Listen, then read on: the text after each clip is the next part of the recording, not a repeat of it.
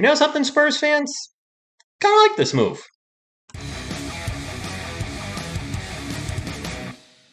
What is up, San Antonio Spurs fans? Welcome to TSR Sports. Sorry getting in here a little late. This broke about an hour ago. The San Antonio Spurs have claimed forward Isaiah Roby off waivers from the Oklahoma City Thunder. I kind of like this move. We need size. Drop a comment down below. Are you familiar with Roby's game? Do you like this move? We're going to go over the ESPN article here a little bit and then jump into basketball reference and see what he does statistically. Hit that thumbs up, like Sports channel, and subscribe for more Spurs content. And let me ask you this. With the signing of Isaiah Roby, do you think this means Doug McDermott is going to be traded sooner than later? Anyway, the San Antonio Spurs have claimed forward Isaiah Roby off waivers. The team announced on Tuesday. Roby, 24, averaged 10 points on 51% shooting from the Oklahoma City Thunder last season and had started 62 games from them over the last 2 years. The Thunder, facing a roster crunch, waived Roby earlier this week. The 45th pick in the 2019 draft, Roby boasts strong defense to go along with his 6'8" frame and has been slowly expanding his game on offense. He shot 44.4% from deep last season on nearly 100 attempts. What do the Spurs need? Defense, rebounding, three-point shooting. I think Doug McDermott should be looking over his shoulder and wondering if he's going to get traded sooner than later. Now, I'm going to have to do some gymnastics here, moving basketball reference around because, unfortunately, the websites are formatted differently. ESPN and basketball reference. So there he is, Isaiah Roby, 6'8", 230-pound power forward that shoots right-handed. And looking at what he did last year for the Thunder, played 45 games. I don't know if he was injured or not.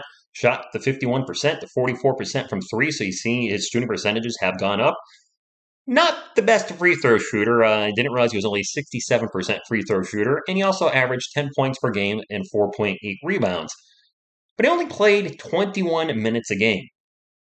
Let's look at his per 36. I think that gives you a better idea of what type of player you are signing. If we look at his per 36, that bump jumps up to 17.2 points per game to go along with 8.2 rebounds, not to mention 1.4 steals and 1.3 blocks. This is a defensive upgrade over Doug McDermott by quite a bit. You guys can see everywhere I go. Well, there's where TSR goes. They're all my links. Whoop-de-doo, whatever. Nothing special there. I like this. I like the move. I do like the move. Let's look at his contract while we're here. I'm sorry. For those of you that don't like things that are moving fast, probably looking at his contract situation might not be a bad idea. All right, current contract. Nothing. Okay, waived Sunday, July 3rd. The Spurs are claiming him, so I guess that means they're going to be signing him, I would assume. To what amount? I don't know, what, 5, 6, 7 a million a year? Oh, he was actually already making 6 points. Signed to 6.4 years, 7, 6. I think this is a good move.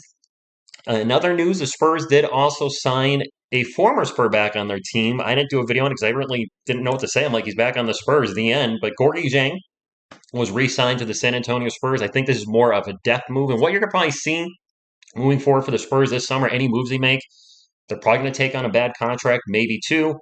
Maybe just grab a young player like Isaiah Roby, and maybe he had injuries last year, and that's, between the roster issue and injuries, the Thunder said, hey, we're done. And just, build with Legos. I don't know where I was going with that. I totally just nothing, just nothing. Just build.